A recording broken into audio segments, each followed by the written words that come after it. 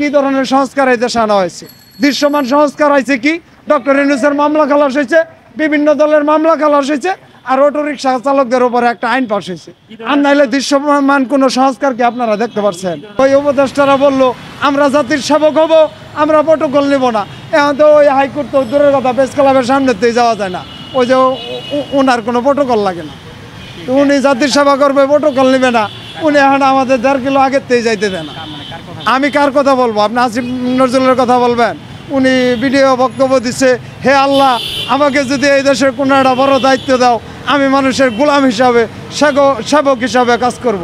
আজকে যে আমরা এই যে কর্মের জন্য এই আপনাদের সামনে, এই যে জাতির সামনে বারবার বলতেছি, আসিফ নজরুলকে আমাদের সেবা করব না? কি ধরনের সেবা করবে তিনি? 21শে আগস্ট ওই রাষ্ট্রীয় অতিথি ভবন যমুনায় আমরা রিক্সা চালকদের 10 দফা একটা দাবি দিয়েছিলাম, ওই দাবি তো তারা দেখলো না। ওনার 666 কোটির মামলা তো খালাস হয়ে গেল। এগুলো তো জাতি দেখতেছে, কিন্তু জাতি তো উচিত কথা বলবে না। ডক্টর মোহাম্মদ ইউনূস উনি জানেন যে উনি আমাদেরকে যে শোষণের কায়দা দিচ্ছে। আজকে কয়টা অবকাঠামো বদল করা হয়েছে? কি ধরনের সংস্কার এই দেশে আনা হয়েছে? দৃশ্যমান সংস্কার হয়েছে কি? ডক্টর ইউনূসের মামলা খালাস হয়েছে, বিভিন্ন দলের মামলা খালাস হয়েছে, আর অটো রিক্সা চালকদের উপরে একটা আইন পাস হয়েছে। আর নাইলে দৃশ্যমান কোনো সংস্কার কি আপনারা দেখতে পাচ্ছেন? আগে স্বৈর শাসন ছিল, তারা কথা বলতে দিত না। এখন বাক স্বাধীনতা মুক্ত। এই যে আমি সারাদিন চিল্লাইতেছি, আমার কথা কেউ শুনবে না, তাহলে কোন স্বাধীনতা ভালো ছিল? আমি এটা জানতে চাচ্ছি। আমি এই জায়গায় কাউকে কে ভালো ছিল, কে খারাপ ছিল, কারা আমাদেরকে বিল্ডিং করে দিচ্ছে? রিক্সা চালকদের নামে 2 পয়সা রাষ্ট্রীয় সুবিধা দিচ্ছে, এমন কোনো লোক এই দেশে দেখাইতে পারবেন?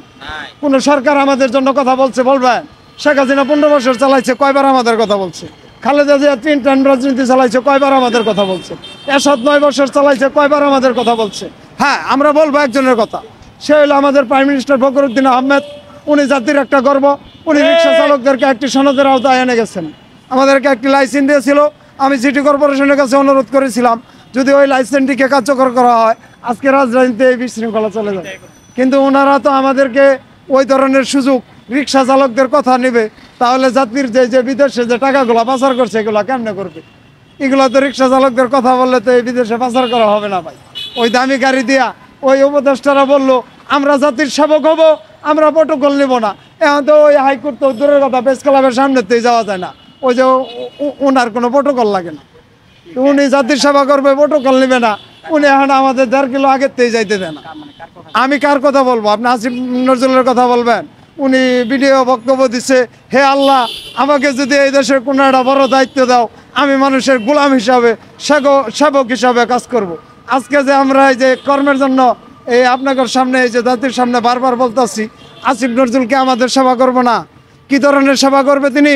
21শে আগস্ট ওই রাষ্ট্রীয় অতিথি ভবন যমুনায় আমরা রিক্সা চালকদের 10 দফা একটা দাবি দিয়েছিলাম, ওই দাবি তো তারা দেখলো না। ওনার 666 কোটির মামলা তো খালাস হয়ে গেল।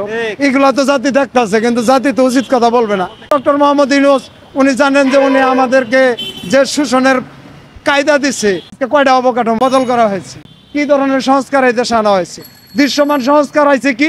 ডক্টর ইউনূসের মামলা খালাস হয়েছে, বিভিন্ন দলের মামলা খালাস হয়েছে, আর অটো রিক্সা চালকদের উপরে একটা আইন পাস হয়েছে।